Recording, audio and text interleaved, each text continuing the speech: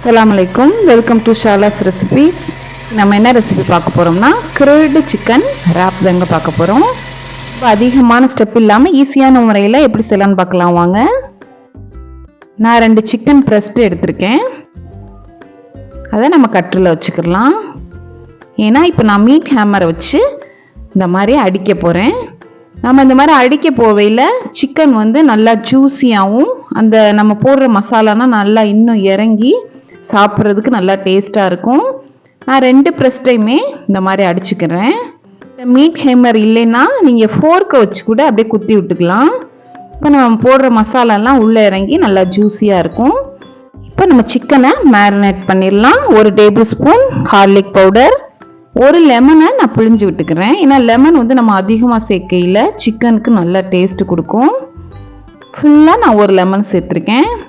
இதில் 1 table spoon Kashmir மிளகாய் பொடி, 1 டீஸ்பூன் உப்பு, 1 டேபிள் ஸ்பூன் ஹனி இல்லைன்னா நீங்கள் சுகர் கூட சேர்த்துக்கலாம். இப்போ ஒரு விஸ்கை வச்சு நல்லா மிக்ஸ் பண்ணிக்கங்க. இது ரொம்ப சிம்பிள் வெர்ஷனுங்க. நான் ரொம்ப சிம்பிளான முறையில் பண்ணுறேன். இப்போ மிக்ஸ் பண்ணியாச்சு. பிரஸ்ட்டை இப்போ நம்ம சேர்த்துடலாம். 2யுமே சேர்த்துருங்க.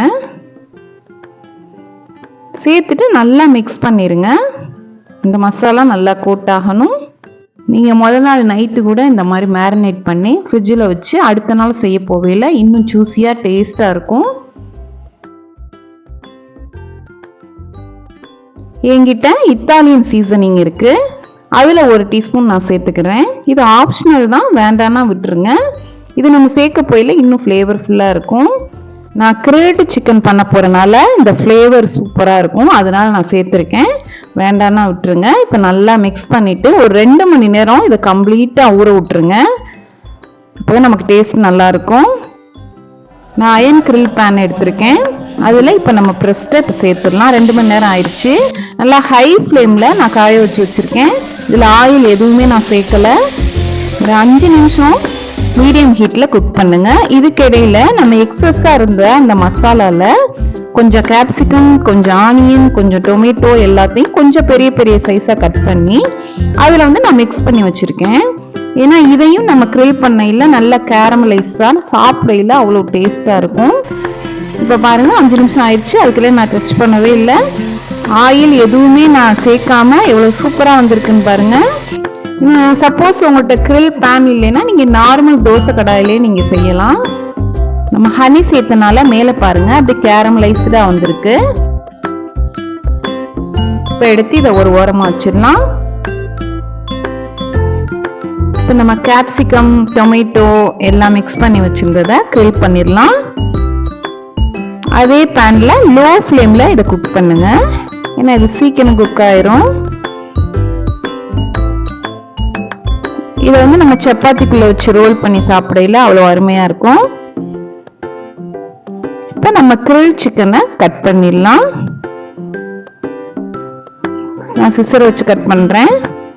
நீங்கள் எப்படியோ பார்த்துக்கோங்க. பாருங்கள் எவ்வளோ சூப்பராக இருக்குங்க. உள்ள குக் ஆயிடுச்சுன்னு 5 மினிட்ஸ் நான் குக் பண்ணேன். சூப்பராக தயாராகிடுச்சு பாருங்கள். சாப்பிட்றதுக்கும் டேஸ்ட் அவ்வளோ அருமையாக இருந்தது. நம்ம சின்ன சின்ன பீஸாக கட் பண்ணுங்கள். அப்போ தான் நமக்கு சாப்பிடையில நல்லாயிருக்கும். இப்போ எல்லாத்தையுமே நம்ம கட் பண்ணியாச்சு. இப்போ நம்ம டொமேட்டோ, கேப்சிகம் எல்லாம் கிரில் பண்ணியிருந்தோம்ல, குக் ஆயிடுச்சு. நம்ம அடுப்பை ஆஃப் பண்ணிடலாம். நம்ம எல்லா ஸ்டெப்பும் தயார் பண்ணி வச்சாச்சு. இப்போ நம்ம அசம்பிள் பண்ணிடலாம். நான் ஒரு சப்பாத்தி எடுத்திருக்கேன். நான் தந்தூரி மயோனைஸ் அப்ளை பண்ணிக்கிறேன். உங்கள்கிட்ட வெஜ் மயோனைஸ், எக் மயோனைஸ் எதாக இருந்தாலும் பரவாயில்ல, உங்கள் இஷ்டம், நீங்கள் அப்ளை பண்ணிக்கோங்க. இப்போ நம்ம கிரில் பண்ண வெங்காயம், கேப்சிகம், தக்காளி, அதோட கிரில்டு சிக்கன் அதையும் வச்சு நம்ம ரோல் பண்ணிடலாம். நீங்கள் இன்னும் கொஞ்சம் ஆனியன், கேப்சிகம் எல்லாமே வச்சுக்கலாம்.